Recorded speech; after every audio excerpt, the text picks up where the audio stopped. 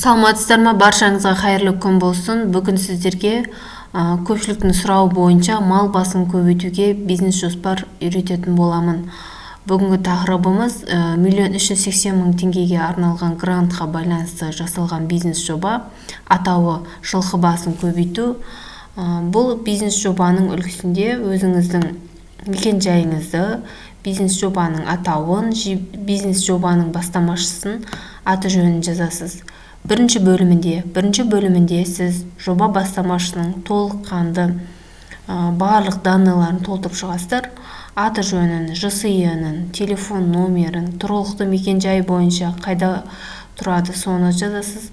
Жұмыспен қамту санаты бойынша жұмыссыз немесе кәсіпкер болса кәсіпкер деп жазатын боласыз. Заңды мекен жайы егер кәсіпкер болған жағдайда толтырады. Кәсіпкерлік қызмет тәжірибесі осы кәсіп түрімен тәжірибесі болған жағдайда, мысалы 2 жыл жалдамалы жұмысшы болып жұмыс жасағанмын, бір фермердің қол астында деп осылай жазсаңыз болады. Отбасылық жағдайы көпбалалы ана, көпбалалы болса отбасылы деп жазасыздар, баласының санын жазып қоясыздар. Одан кейін екінші бөлім бизнес жобаның мақсаты.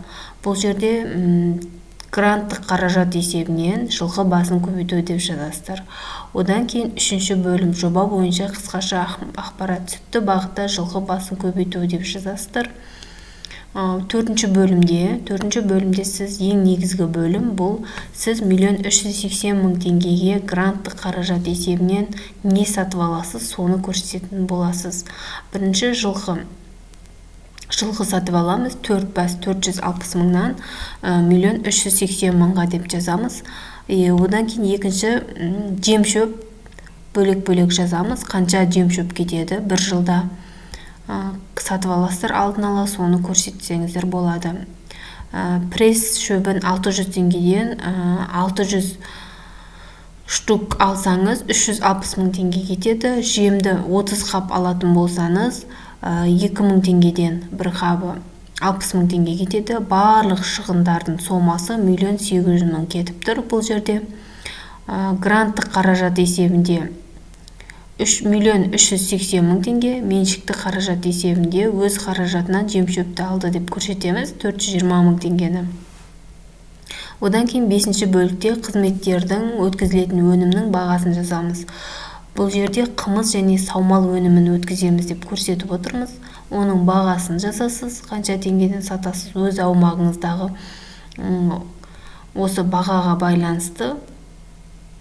Одан кейін 6-шы, осы жоғарыда көрсеткен 5-ші бөлімде көрсеткен бағаға сәйкес айына қанша литр сүт өндіресіздер, сүт сауасыздар, немесе қымыз күйінде өткізесіздер, соның литрмен көрсететін боласыздар көлемін. Және айлық табысын осылай жеке-жеке шығарасыздар. Бір айдағы табысы 450.000 екен. 7-ші бөлімде пайда болжамын жазамыз. Бұл жерде жаңағы қымыз және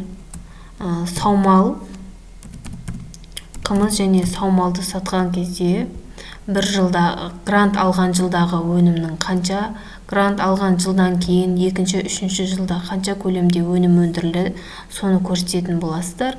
Ең алғашқы жылда біз 5 айды көрсетіп отырмыз. Себебі жылқы бұл сүт өнімін 7-8 айға дейін бере алады. Бірінші жылы грант алған жылы 5 ай деп көрсетеміз. Одан кейінгі жылда біз 7 айға көбейтіп жазатын боламыз табысты. Одан кейін жалпы шығыс жем-шөпті жазамыз. Бір жылдағыны есептедім. Бағалық құнның өсуіне байланысты келесі 2-3 жылдарды мен 420.000-ды 450.000-ға көтердім.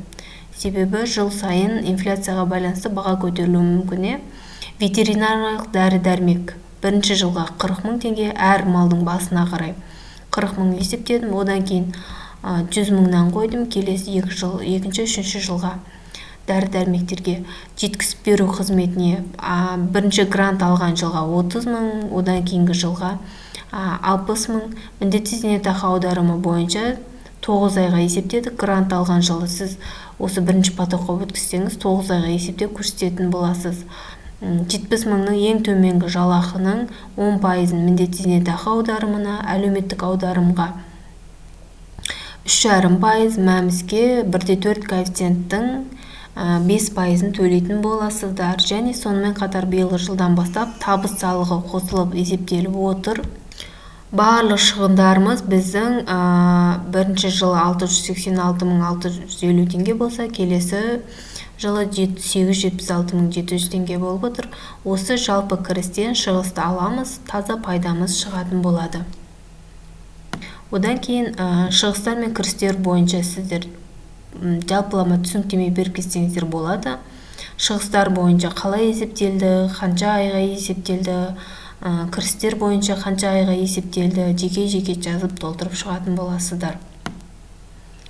Келесі 8-ші нарықтағы жағдай мен бәсекелестер бойынша өнімнің, қызметінің атауын жазамыз. Мына жерде бағасы көтеріліп кетті. 800 теңгеден өткізеді. Сіздің өніміңіздің, қызметіңіздің кімге сатуды жоспарлап отырсыз? Алдын ала келіссеңіз, дүкендерді жазып қойсаңыз болады, немесе жаңағы тойханаларды мен келіссеңіздер болады. Осылай телефон номерлерін жазып қойсаңыздар болады. Одан кейін сіздің өніміңіздің, қызметіңіздің қай ауданда, қай қалада сатасыз, соны көрсетесіз. Өнімді, қызметті сату үшін қандай техникалық талаптар қажет дейді. Яғни баклажкада жаңағы уақытын қадағалаймын деп өзіңіз жазып қойсаңыз болады қосымша. Одан кейін сіздің аймағыңызда ұқсас өнім мен қызмет қандай бәсекелестер бар дейді. Бәсекелестері бар, алайда қымыз өндірісіне сұраныс та бар деп жазып қойсаңыз болады. Ал 9-шы әлеуетті тұтынушыларды талдау бойынша сіздің аймағыңыздағы бір әлеуетті тұтынушының орташа айлық ақысы 200 мың теңге. Бір жыл ішінде қанша тауар түрін өткізе аласыз, бір немесе бірнеше деп көрсетсеңіз болады. Одан кейін әлеуетті тұтынушының орташа айлық табысын есептеу қандай деректер негізінде дейді. Статистикалық деректер, қандай тауарлар, қызметтерді сіз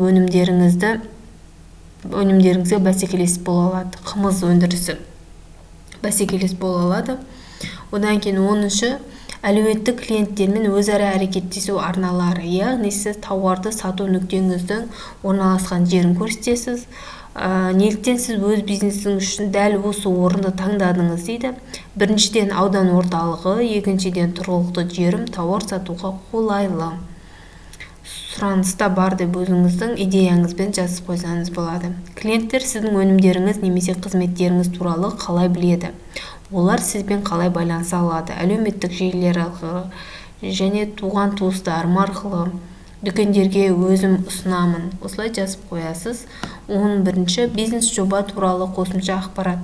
Шикізат материалдарды сатып алатын өнім берушілер бар ма дейді. Сіз олармен қанша уақыт жұмыс істейсіз дейді. Яғни жем-шөп сататын бұл жерде осындай шаруа қожалығымен алдын ала мал азығын келісіп қойдым деп жазсаңыз болады. Келісіп қойсаңыз арзан бағада, жазын кезінде жем-шөп өте арзан болды. Сол кезде көптеп алып қойсаңыздар болады.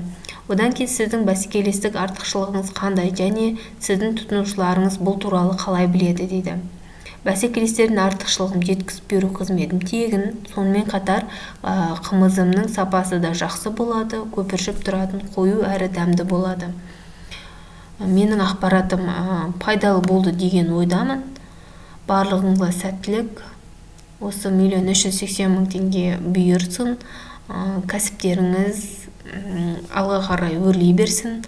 Менің каналыма тіркеліп қойсаңыздар болады. Лайк басып қойыңыздар, комментарий қалдырыңыздар, сұрақтарыңыз болса пайдалы болды деген ойдамын. Сау болыңыздар.